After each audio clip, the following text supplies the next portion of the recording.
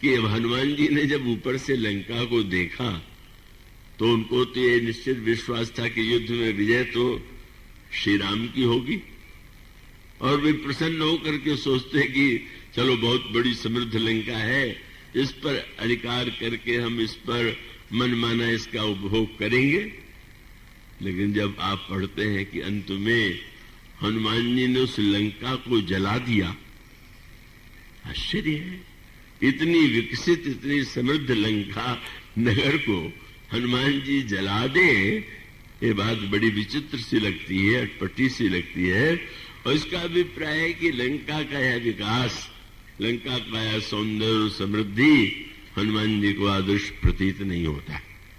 तो हनुमान जी का जो जीवन दर्शन था, कुछ वर्ष पहले एक सज्जन बड़े परिचित थे मेरे, अमेरिका से लौट करके आए, कहने लगे आप लोग तो राम राज्य का वर्णन तो कथा में ही केवल करते रहते हैं, राम राज्य तो अमेरिका में ही है। तो मैंने कहा कि अब राम राज्य छोड़ के यहां कहां चले आए, आपको तो ही रहना चाहिए था। मानो इसका अभिप्राय कि हम समझ नहीं पाते विकास का अर्थ केवल बाहरी विकास नहीं का, इसलिए हनुमान जी के द्वारा लंका को देखना और देखने के बाद लंका को भस्म कर देने का उद्देश्य इतना है कि वो नहीं, और उसको दृष्टांत के रूप में यूं कहें कि किसी व्यक्ति के शरीर का वर्णन कोई करने लगा, नेत्र कमल की तरह का, उसकी दंत पंक्ति जो है कुंद की तरह, अंग प्रत्यंग का बहुत सुंदर वर्णन सुन करके किसी ने कहा, रे हम भी तो देखना चाहते हैं वो व्यक्ति कैसा है। पर अगर कोई व्यक्ति कह दे कि हाँ है तो पर वो प्राण चला गया, तो मुर्दा है, तो क्या आप उसको देखने जाएंगे क्या? मानो फिर मुर्दा है तो भाई जला दो। तो हनुमान जी का अभिप्राय है कि जिसमें भक्ति का प्राण नहीं है, जिन हरि भगत हृदय नहीं आनी, जीवत सौ समानते प्राणी, तो मानो वो तो निर्जीव है, और उसकी समृद्धि केवल बहिरंग समृद्धि के रूप में हनुमान जी ने देखा। और उसके बाद हनुमान जी ने निर्णय किया कि दिन में पर्वत के ऊपर से खड़े होकर के तो मैंने लंका को देख लिया, अब बाहर से नहीं भीतर से भी तो लंका को देखे। और भीतर से जब जाकर के उन्होंने लंका का जाने का निर्णय किया तो सोचा कि यहां तो बड़ा कड़ा पहरा है, और कड़ा पहरा है तो सायंकाल के समय हनुमान जी मच्छर के समान छोटे बन करके भीतर घुसे। जो बात कही जा नहीं कही गई उसके अर्थ को न समझ करके बस ऐसे बुद्धिमान श्रोता भी मिल जाते हैं, ये पूछने लग जाते हैं कि मच्छर जैसे हो गए तो अंगूठी कहां चली गई। उनकी सारी चिंता इसी में समा गई। भाई आप इस तरह से रामायण पढ़ेंगे तो रावण का उद्देश्य कभी समझ ही नहीं सकते।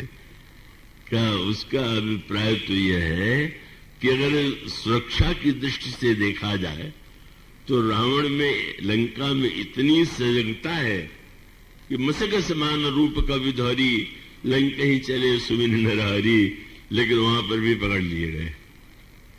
मानो यह है रावण की सुरक्षा का एक सुदृढ़ दृष्टांत।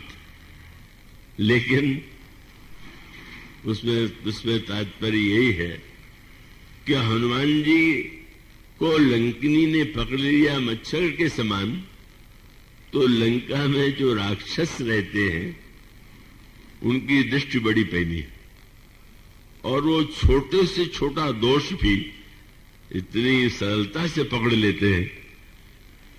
बहुत से लोग ऐसे होते हैं कि दूसरों के दोष निकालने में बड़ी पैनी दृष्टि होती, छोटी सी बात की भी ऐसी व्याख्या कर देंगे। और वही तो हुआ, हनुमान जी से जब लंकिनी ने बातचीत किया तो क्या दर्शन शास्त्र की बात कही।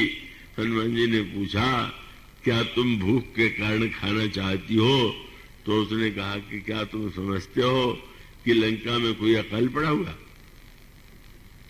नहीं है, तो क्यों खाना चाहती? बोले मैंने एक नियम लिया है कि संसार से चोरी को मिटा देना, भ्रष्टाचार मिटा देना, चोरी मिटा देना ये मेरा लक्ष्य है। बड़े ऊंचे आदर्श। और हनुमान जी ने सुना और मुक्का सिर पर कस के मार दिया। तो मार क्यों दिया? हनुमान जी का तात्पर्य था कि इसकी बुद्धि जो है कितनी भ्रष्ट है।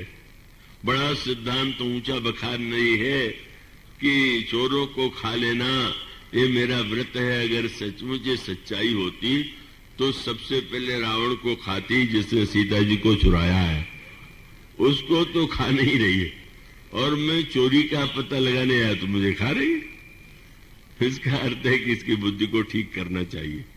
ठीक हो गई बुद्धि। बहुत से लोग तो कितना भी मुक्का खाएं वो बुद्धि नहीं बदलती है, पर लंकनी की बुद्धि बदल गई और उसने अंत में कहा कि प्रविश नगर की जैसे कहा जा।